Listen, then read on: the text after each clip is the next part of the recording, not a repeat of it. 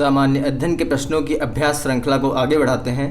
Question number 1 है, गोपथ ब्राह्मण संबंधित हैं। गोपथ ब्राह्मण संबंधित हैं, आंसर होगा ऑप्शन सी अथर्ववेद से। गोपथ ब्राह्मण अथर्ववेद से संबंधित हैं। व्याख्या दे रखी है, गोपथ ब्राह्मण अथर्ववेद का एकमात्र ब्राह्मण था। गोपथ ब्राह्मण अथर्ववेद का एकमात्र ब्राह्मण था।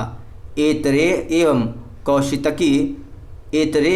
कौशितकी नामक ब्राह्मण ऋग्वेद का है। ऋग्वेद के ब्राह्मण हैं ऐतरेय एवं कौशितकी। शतपथ एवं तैत्तरीय ब्राह्मण यजुर्वेद का है। शतपथ एवं तैत्तरीय ब्राह्मण है यजुर्वेद का।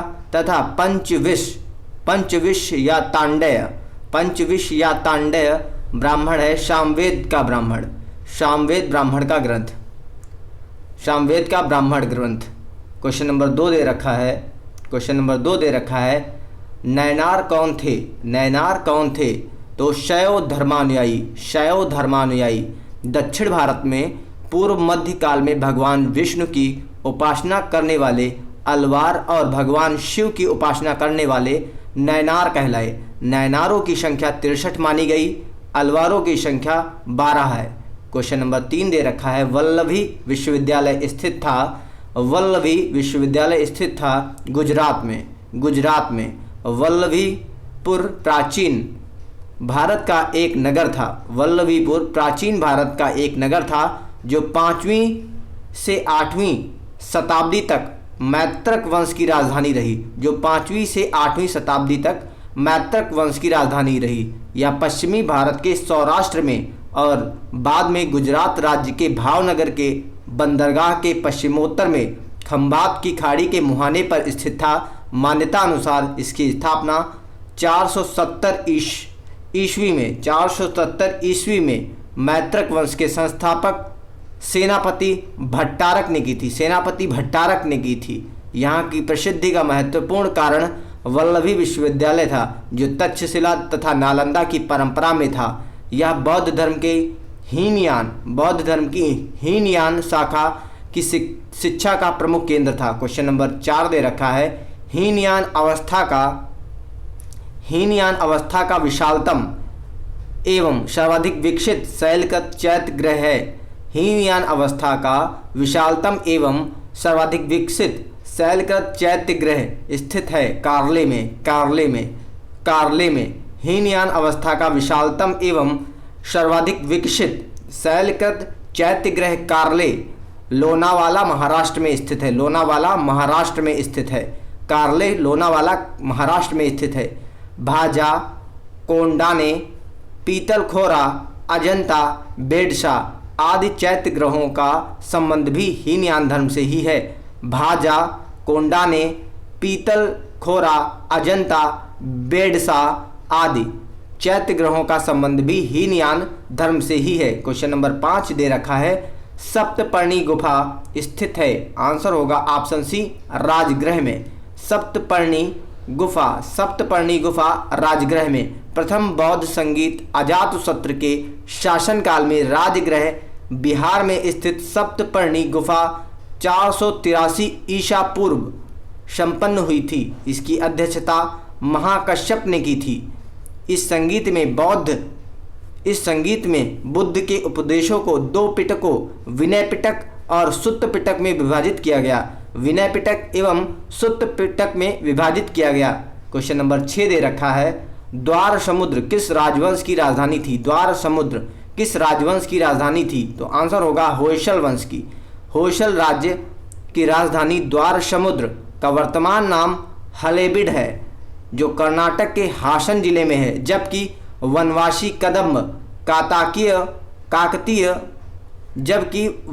कदम्ब की राजधानी थी।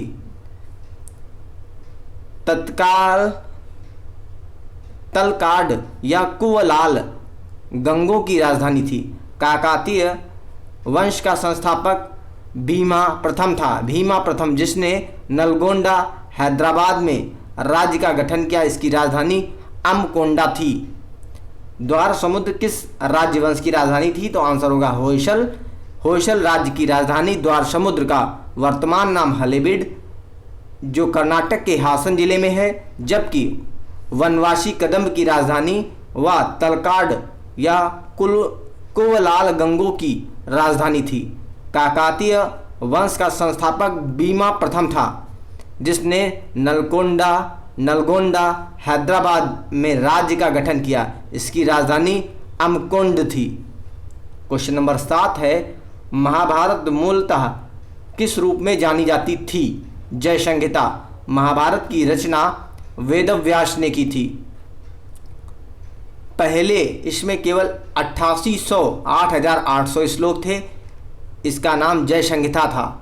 बाद में यह बढ़कर 24,000 श्लोक हो गया और भारत नाम से प्रसिद्ध हुआ। अंत में 1,00,000 श्लोक होने के कारण इसे सतसहस्त्री संहिता या महाभारत कहा जाने लगा। यह 18 पर्वों में विभक्त है। 18 पर्वों में विभक्त है। क्वेश्चन नंबर 8 है, किस अभिलेख से ज्ञात होता है कि स्कंदगुप्त ने हूणों को पराजित किया? किस अभिलेख से ज्ञात होता है कि स्कंदगुप्त ने हूणों को पराजित किया? तो भीतरी स्तंभ अभिलेख, भीतरी स्तंभ लेख से। भीतरी स्तंभ अभिलेख में पुष्यमित्र एवं हूणों के साथ स्कंदगुप्त के युद्ध का वर्णन मिलता है। यह अभिलेख उत्तर प्रदेश के गाजीपुर जिले में सैदपुर तहसील में भीतरी नामक स्थान पर प्राप्त हुआ। हूणों का पहला भारतीय आक्रमण गुप्त सम्राट स्कंदगुप्त के शासनकाल 455 ईस्वी में हुआ, जिसमें हूणों को स्कंदगुप्त ने बुरी तरह परास्त किया था। हर्ष ने निम्न में से किस रचनाओं का लेखन किया था? आंसर होगा ऑप्शन बी 1, 2, 4 यानी प्रियदर्शिका। हर्ष ने प्रियदर्शिका, नागानंद, रत्नावली। हर्ष ने प्रियदर्शिका, नागानंद, रत्नावली की रचना की है। हर्ष को विद्वानों के संपोषक के रूप में ही नहीं बल्कि प्रियदर्शिका, रत्नावली, नागानंद नामक 3 नाटकों के रचयिता के रूप में भी याद किया जाता है। उसे साहित्यकार सम्राट कहा गया है। हर्षचरित की रचना बाणभट्ट ने की थी। हर्षचरित की रचना बाणभट्ट ने की थी। हर्षचरित की रचना बाणभट्ट ने की थी। क्वेश्चन नंबर 10 है, इनमें से किसे शाहजहां ने शाह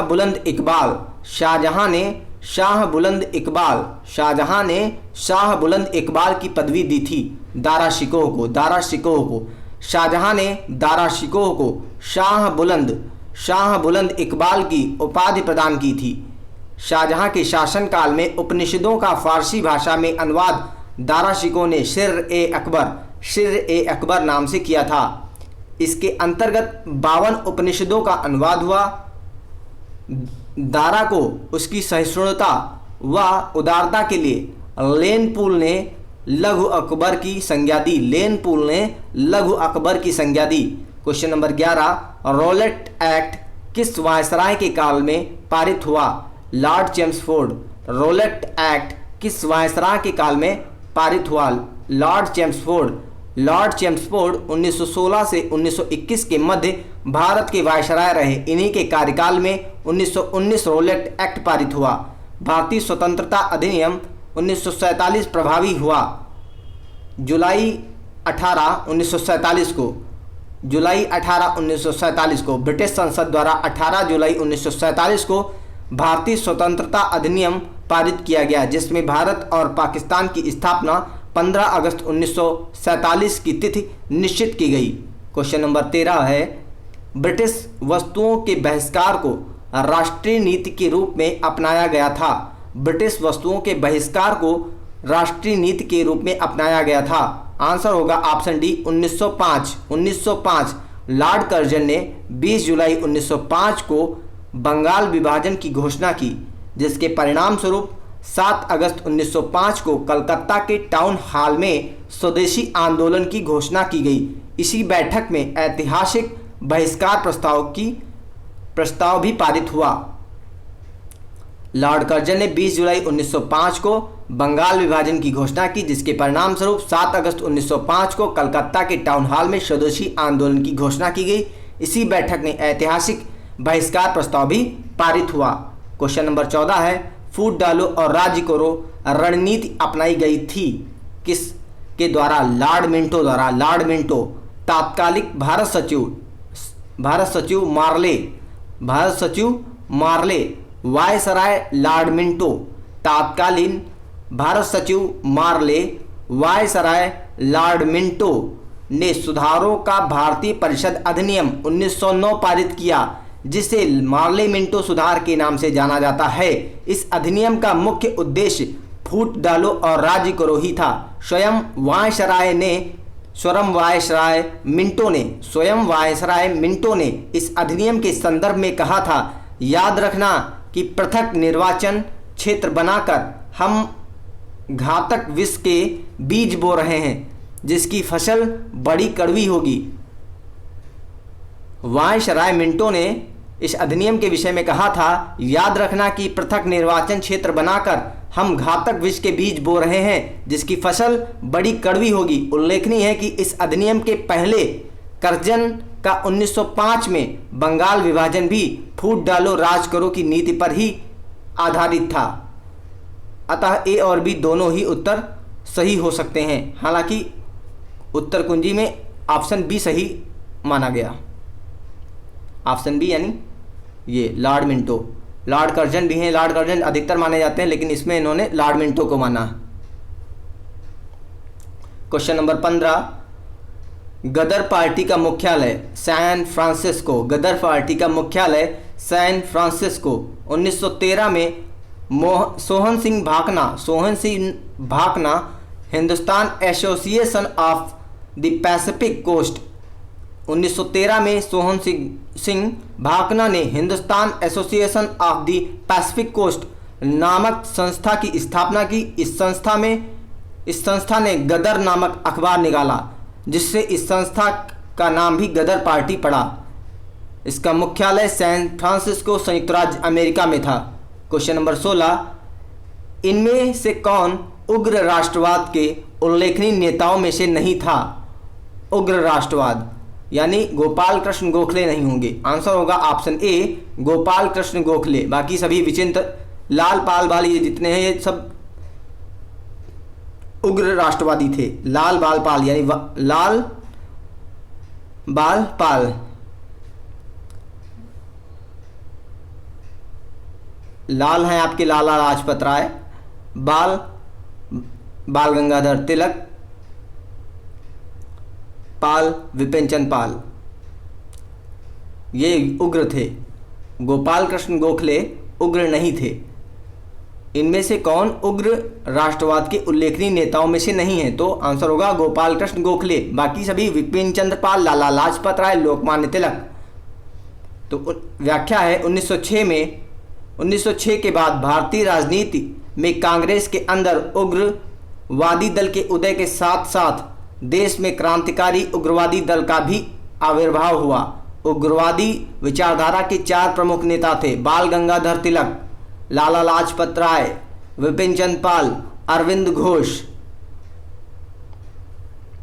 क्वेश्चन नंबर 17 है, इनमें से किसे द ग्रांड ओल्ड मैन के नाम से जाना जाता है? दादा भाई नौरोजी को।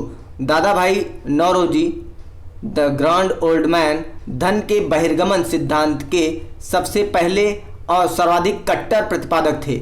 इन्होंने अपने लेखों इंग्लैंड डेप्ट to India, poverty and un British rule in India, the wants and means of India तथा on the commerce of India के माध्यम से धन के बहिर्गमन सिद्धांत को प्रतिपादित किया। क्वेश्चन नंबर 18, इनमें से कौन भारतीय संविधान सभा का अध्यक्ष था? आंसर होगा डॉक्टर राजेंद्र प्रसाद। 9 दिसंबर 1946 को संविधान की प्रथम बैठक की अध्यक्षता अस्थायी अध्यक्ष डॉक्टर सच्चिदानंद सिन्हा ने की थी।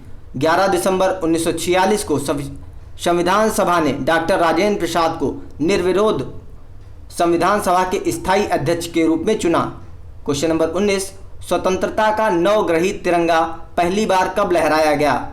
स्वतंत्रता का नवग्रहित तिरंगा पहली बार कब लहराया गया? तो आंसर होगा ऑप्शन बी, 31 दिसंबर 1929। 31 दिसंबर 1929 में पंडित जवाहरलाल नेहरू की अध्यक्षता में कांग्रेस का ऐतिहासिक लाहौर अधिवेशन हुआ, जिसमें संबंधित प्रस्ताव के पारित होने के बाद नेहरू ने पूर्ण स्वराज का लक्ष्य घोषित किया। जैसे ही 31 दिसंबर 1929 को मध्य रात्रि का घंटा बजा, कांग्रेस अध्यक्ष जवाहरलाल नेहरू ने रावी नदी के तट पर भारतीय स्वतंत्रता का नवग्रहित तिरंगा झंडा फहराया। क्वेश्चन नंबर 20, भूदान आंदोलन का प्रारंभ सर्वप्रथम किस राज्य में हुआ था? आंध्र प्रदेश में आचार्य विनोबा भावे सर्वोदय सम्मेलन के संदर्भ में 18 अप्रैल 1951 को आंध्र प्रदेश के नलगोंडा जिले में पहुंचे थे। इसी जिले के पोचमपल्ली गांव में विनोबा भावे ठहरे थे। इस गांव में प्रवास के दौरान गांव के 40 हरिजन परिवारों के लिए भूमि की समस्या का समाधान तलाशते समय इसी गांव के जमींदार रामचंद्र रेड्डी ने 100 एकड़ भूमि देने का प्रस्ताव दिया। यह स्वतः स्फूर्त प्रस्ताव ही भूदान आंदोलन की उत्पत्ति का स्रोत बना। अक्टूबर 1951 से 1957 तक विनोबा भावे जी ने पूरे भारत में 50 मिलियन एकड़ भूमि भूमिहीनों के लिए प्राप्त करने के उद्देश्य से भूदान आंदोलन का नेतृत्व किया। Okay, thank you.